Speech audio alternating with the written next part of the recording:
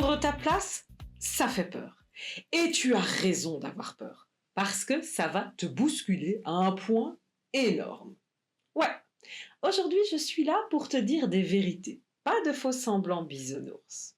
Mais avant d'aller plus loin, va vérifier que tu es bien abonné pour donner de la force à la Positive Channel. Bah oui, ça m'encourage. Allez, c'est parti. Cette semaine, je vais te décrire les étapes que tu vas traverser en choisissant de prendre ta place. Ben oui, il paraît que quand on sait ce qui va arriver, eh bien le cerveau, il a moins peur, parce qu'il peut éliminer déjà la surprise. Donc, aujourd'hui, passons à la première étape. D'abord, il y a la prise de conscience. Oh, ne crois pas que c'est le plus simple hein, et le moins douloureux, parce que prendre conscience que tu dois enfin prendre ta place, bah, c'est admettre que tu vis dans une place qui n'est pas la tienne. C'est admettre que tu te trompes de place, en quelque sorte, depuis déjà peut-être un petit moment. Et le cerveau, il n'aime pas se tromper. Je te parle même pas de l'ego qui va se prendre une patate exemplaire avec cette histoire. Bah oui, ma Germaine, hein, prendre conscience, c'est remettre en question. Et ça, c'est effrayant. Oh, sois pas gêné, hein. C'est naturel et humain d'avoir peur. Hein. Et honnêtement, la majorité du monde a peur du changement. Parce que oui, remettre en question égale changement.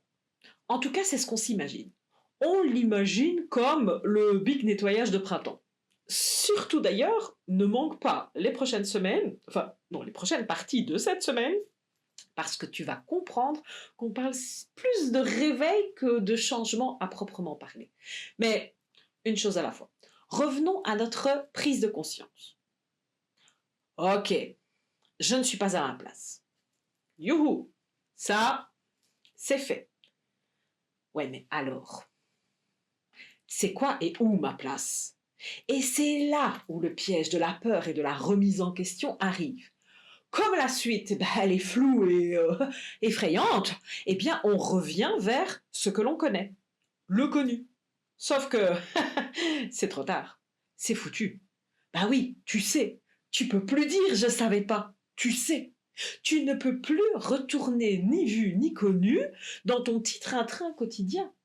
Et c'est là que tu vas avoir l'impression d'être un peu en double personnalité. Parce qu'une partie de toi dit alors, surtout, ne bouge pas. Ici, on connaît. Et puis, c'était un petit coup de mou. Ça arrive. Ne dit-on pas que l'herbe n'est pas plus verte ailleurs?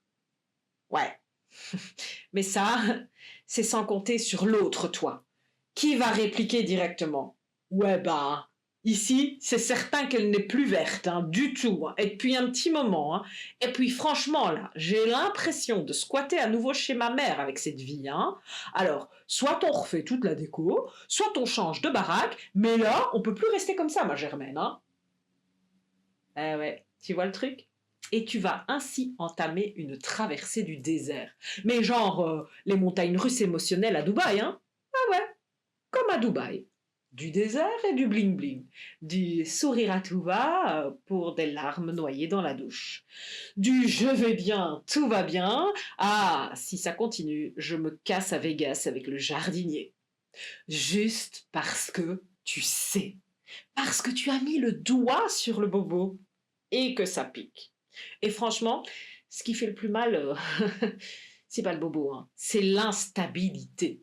Et c'est aussi pour ça que tu peux faire des bêtises extrêmes, comme tout envoyer péter sans réflexion, ou t'enfermer davantage jusqu'à t'éteindre littéralement. Alors oui, je sais, c'est pas ce que tu avais envie d'entendre. Et oui, je sais que tu te dis, ouais, mais moi, j'en suis pas là. Pourtant, on connaît tous quelqu'un qui a déjà tout plaqué du jour au lendemain et où tout le monde a dit « on n'a rien compris ». Tu t'es peut-être même déjà fait larguer et t'as rien vu venir.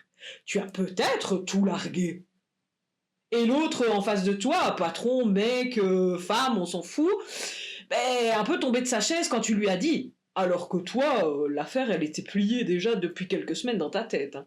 Et ne parlons même pas de celles et ceux qui sont véritablement 6 pieds sous terre parce que c'était ça la seule évasion pour eux. Alors aujourd'hui, si tu as peur de prendre ta place, ben c'est totalement OK parce que ton cerveau t'envoie des signaux de danger. Mais le danger réel, c'est surtout d'ignorer ces signaux, hein, et finalement de te laisser embarquer de toute façon à un moment ou un autre, hein. Alors, bon, la bonne nouvelle du jour, parce que oui, il y a une bonne nouvelle, c'est que tu peux éviter ces extrêmes-là et prendre ton pouvoir en construisant ta place.